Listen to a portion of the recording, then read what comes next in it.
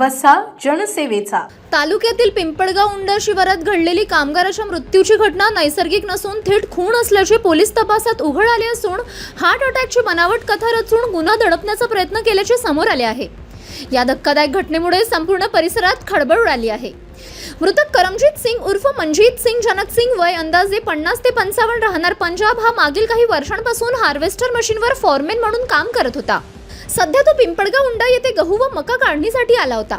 त्याच्यासोबत मदतनीस म्हणून बबली सिंग करण सिंग वय 34 राहणार मानसा पंजाब कार्यरत होता. दिनांक 29 एप्रिलच्या रात्री कामाच्या कारणावरून दोघांमध्ये जोरदार वाद झाला. जमीन मोजणी व धान्य गळतीच्या मुद्द्यावरून हा वाद चिघळला. संतापाच्या भरात आरोपी बबली सिंगने लोखंडी सळईने करमजीत सिंगच्या डोक्यावर मागून जबरदस्त वार केला. गंभीर जखमी अवस्थेत करमजीत सिंगला खाटेवर टाकून आरोपी घटनास्थळावरून फरार झाला. खुनाचा संशय येऊ नये यासाठी हृदयविकाराचा झटका आल्याचा बनाव करण्यात आला. मात्र सकाळी व्यायामासाठी गेलेल्या गावकऱ्यांना करमजीत सिंग मृत अवस्थेत आढळल्याने संशय निर्माण झाला. पोलिसांनी घटनास्थळी पाहणी केली असता डोक्यावर खोल जखम आढळून आली आणि प्रकरणाची दिशा बदलली.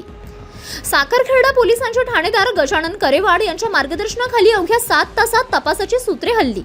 पंजाबमधील 7 कामगारांना ताब्यात घेऊन चौकशी करण्यात आली असता आरोपी बबली सिंग फरार असल्याचे समोर आले. त्याला ताब्यात घेतल्यानंतर त्याने गुन्ह्याची कबुली दिली. दरम्यान जखमी अवस्थेत करमजीत सिंगने आपल्या मालकाला फोन करण्याचाही प्रयत्न केला होता. मात्र प्रतिसाद न मिळाल्याने त्याचा मृत्यू झाला. डोक्यावर पगडी असल्याने रक्तस्राव लगेच लक्षात आला नाही.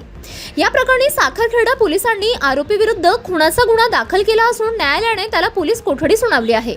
परराज्यातून आलेल्या कामगारांमधील किरकोळ वादही जीवघेणे ठरत असल्याचे या घटनेतून स्पष्ट झाले आहे.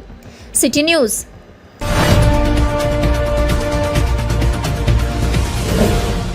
सिटी न्यूज वसा जनसेवेचा.